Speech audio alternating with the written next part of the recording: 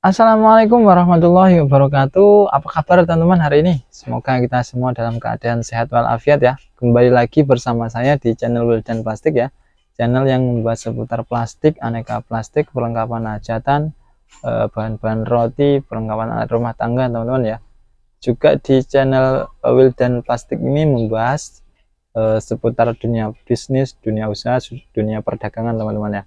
Nah, di video sebelumnya teman-teman saya sudah membahas tentang kira-kira apa yang harus dipersiapkan ketika awal-awal itu ingin buka usaha toko plastik teman-teman ya. Nah, di video kali ini part 2 nya saya ingin melanjutkan karena untuk video yang pertama itu durasinya terlalu panjang teman-teman ya. Nah, sebenarnya untuk pembahasan ini tentang awal-awal itu panjang teman-teman.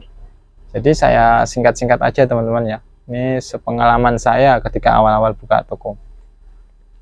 Nah, kemarin tuh saya membahas tentang modal, terus niat tekad, pejuang rupiah, terus juga hal-hal yang perlengkapan ya, transport misalnya sudah motor atau juga yang berhubungan dengan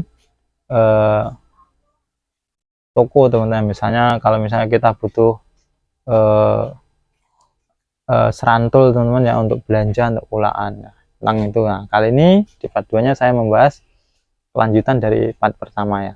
Nah, untuk toko plastik teman-teman ya, untuk awal-awal itu kita itu meraba-raba teman-teman ya. Kita melihat karena di sebelah mungkin atau di sekitar lokasi kita itu jelas sudah ada toko yang berdiri atau toko yang sudah buka lama sebelum kita buka teman-teman. Nah, kita itu surveinya ke situ teman-teman. Jadi bukannya kita meniru teman, ya boleh meniru tapi kita kita kita perbarui teman-teman. Misalnya kalau di tempat kita belum ada tepung, karena pembeli itu reno-reno teman ya, ada yang nanya tepung, ada yang nanya susu, kita lengkapi. Nah, niat kita itu melengkapi toko teman-teman ya, bukan untuk mencontoh dagangan toko sebelah atau toko yang lainnya. Nah, untuk melengkapi toko itu kita pelan-pelan teman-teman ya, meraba, mensurvei, terus kira-kira yang laku dijual itu apa teman-teman. Nah, untuk toko plastik ini biasanya gandengannya toko plastik, bahan roti, dan perlengkapan hajatan, dan juga perlengkapan rumah tangga teman-teman, seperti ember berkat, kresek berkat, terus juga ada gelas plastik teman-teman ya. Terus nanti kita sedikit-sedikit kita lengkapi bahan roti, tepung, gula, minyak, agar-agar. Nah, berlanjut lagi nanti kita lengkapi perlengkapan rumah tangga seperti sapu, terus tempat sampah, sikrak, dan lain-lain sebagainya teman-teman ya, ember juga kalau perlu. Karena apa teman-teman, untuk toko plastik ini gandengannya udah itu teman-teman. Kalau kita gandeng untuk makanan misalnya salad misalnya nggak mungkin, karena gandengannya toko plastik ya itu tadi, bahan roti, perlengkapan rumah tangga. Di mana-mana teman-teman ya seperti itu.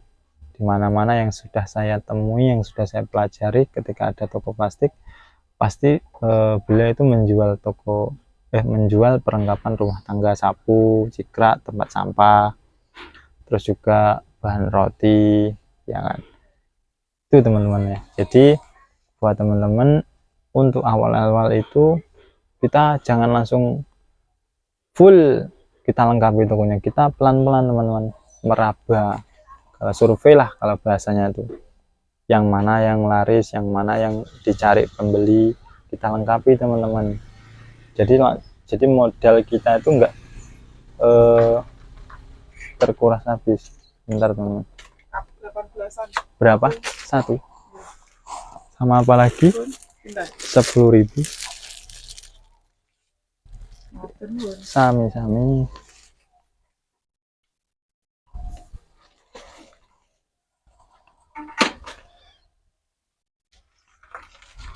baik teman-teman, lanjut tadi ada yang beli teman-teman ya, ada yang beli. Nah itu teman-teman ya, jadi sedikit-sedikit kita lengkapi, kita survei kira-kira, karena pembeli itu yang melajari kita, yang kita belajar dari pembeli.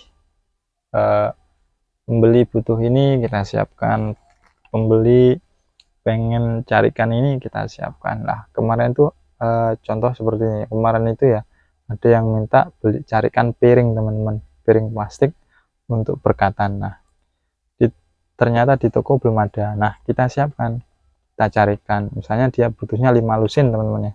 Nah kita kasih 7 lusin, yang 2 lusin itu untuk stok kita, dan yang 5 lusin itu untuk pesanan. Nanti sewayah-wayah ketika ada yang cari itu barang ready teman-teman, tapi nggak perlu banyak, sedikit-sedikit aja. Nah nanti untuk pancingan teman-teman ya, untuk pancingan misalnya tepung ini ya, tepung ini saya gulaannya satu karton toh, jadi nggak langsung banyak. Jadi ketika nanti ada yang pesen saya carikan, jadi nggak mengeluarkan modal banyak, sedikit-sedikit tapi lengkap gitu teman-teman ya. Nah dan juga untuk toko plastik ini teman-teman ya, untuk toko plastik ini kalau bisa cari agen atau distributor itu yang memang beliau itu menjual harga grosir ya teman-teman ya. Jadi kalau bisa cari yang lebih murah. Nah karena apa teman-teman ya, untuk perkembangan toko kita itu bagus teman-teman, karena apa, harga kulaan kita lebih murah dan keuntungan atau profit kita lebih banyak teman-teman. Nah gitu teman-teman ya, cari distributor atau agen yang lebih terjangkau, lebih murah harganya teman-teman. Karena untuk wilayah Nganjuk ini tempat gulaan banyak teman-teman ya, tempat gulaan banyak, tapi kadang harganya itu nggak ada yang sama, ada yang sedikit mahal, ada yang murah, ada yang standar, tergantung kita pinter-pinter nyari lokasinya teman-teman.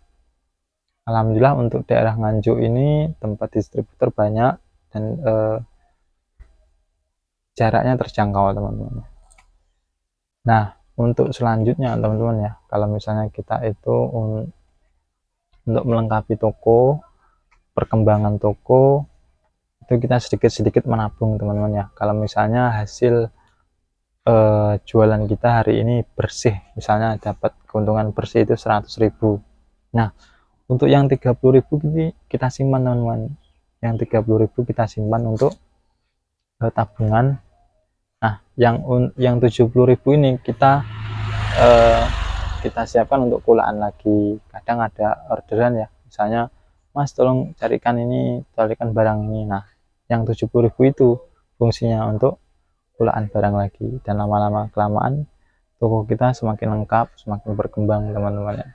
Jadi buat teman-teman yang awal-awal buka toko itu jangan patah semangat, jangan down gini teman-teman. Awal-awal juga saya gitu teman-teman. Jadi ada suatu barang yang menurut saya itu oke kok gak payu-payu, kok gak ada yang beli, itu hal biasa teman-teman ya. Jangan khawatir dan jangan takut. Kalau plastik itu nggak ada expirednya teman-teman ya, nggak ada expirednya. Contoh kemarin tuh ini teman-teman,